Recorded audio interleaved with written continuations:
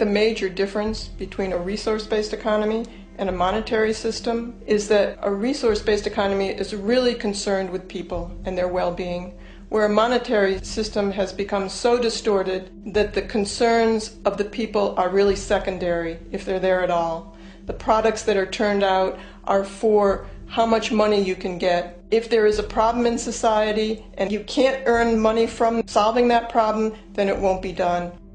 The resource-based economy is really not close to anything that's been tried. And with all our technology today, we can create abundance. It could be used to improve everyone's lifestyle. Abundance all over the world if we use our technology wisely and maintain the environment.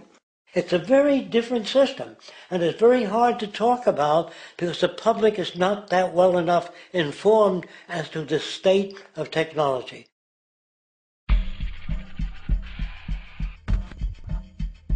At present, we don't have to burn fossil fuels. We don't have to use anything that would contaminate the environment. There are many sources of energy available.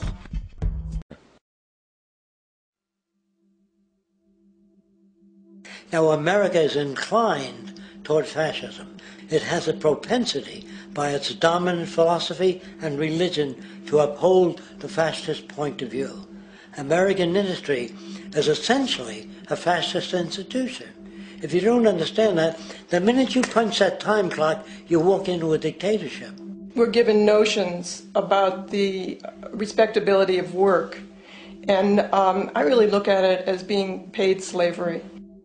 They're brought up to believe that you shall earn your living by the sweat of your brow. That holds people back, freeing people from drudgery, repetitive jobs which make them ignorant. You rob them. In our society, that is a resource-based economy, machines free people. You see, we can't imagine that because we've never known that kind of world.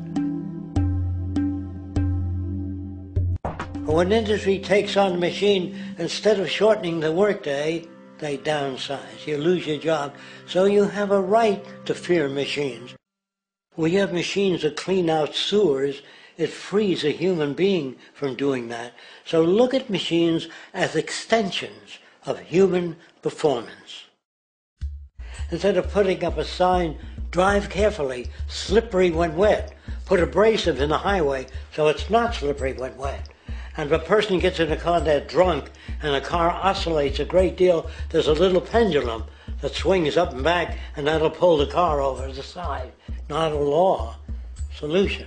Put sonar and radar in automobiles so they can't hit one another. Man-made laws are attempts to deal with occurring problems, and not knowing how to solve them, they make a law.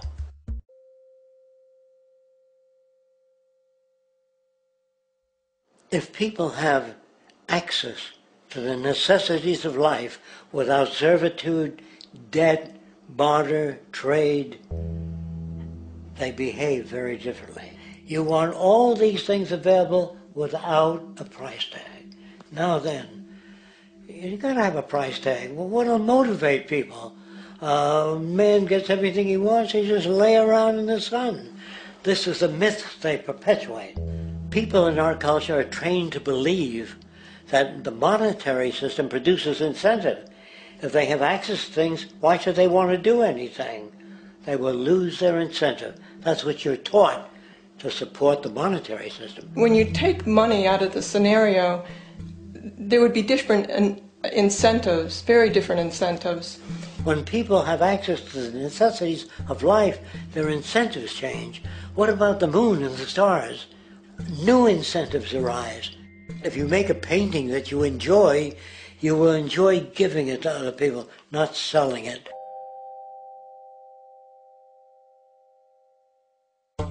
I think most of the education that I've seen today is essentially producing a person for a job. It's very specialized. They're not generalists. People don't know a lot about a lot of different subjects. I don't think you could get people to go to war if they knew a lot about a lot of things. I think education is mostly rote, and they're not taught how to solve problems. They're not given the tools, emotionally or within their own field, of how to do critical thinking. a resource-based economy, the education would be very different. Our society's major concern is mental development and to motivate each person to their highest potential. Because our philosophy is the smarter people are, the richer the world, because everybody becomes a contributor. The smarter your kids are, the better my life will be, because they'll be contributing more constructively to the environment and to my life, because everything that we devise within a resource-based economy would be applied to society. There would be nothing to hold it back. Patriotism, weapons, armies, navies, all that is a sign that we're not civilized yet. Kids will ask their parents, didn't you see the necessity of machines? Dad, couldn't you see that war was inevitable when you produce scarcity? Isn't it obvious? Of course the kid will understand that you were pinheads, raised merely to serve the established institutions. We're such an abominable, sick society that we won't make the history book. They just say that large nations took land from smaller nations, used force and violence. You'll get history talked about as corrupt behavior all the way along until the beginning of the civilized world. That's when all the nations work together. World unification, working toward common good for all human beings, and without anyone being subservient to anyone else, without social stratification, whether it be technical elitism or any other kind of elitism, eradicated from the face of the earth. The state does nothing because there is no state. Because there is no state. The system I advocate, a resource-based global economy, is not perfect. It's just a lot better than what we have. We can never achieve perfection.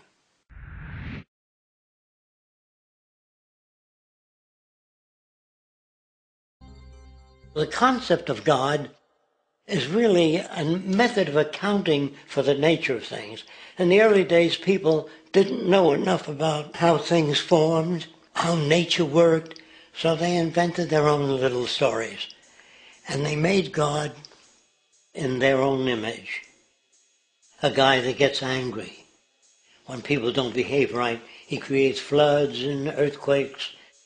And they say it's an act of God. The Bible is subject to interpretation. When you read it, you say, I think Jesus meant this. I think Job meant that. Oh no, he meant this. So you have the Lutheran, the Seventh-day Adventist, the Catholic, and a church divided is no church at all. And a church divided is no church at all. You don't see the plug connected to the environment, so it looks like we're free, wandering around.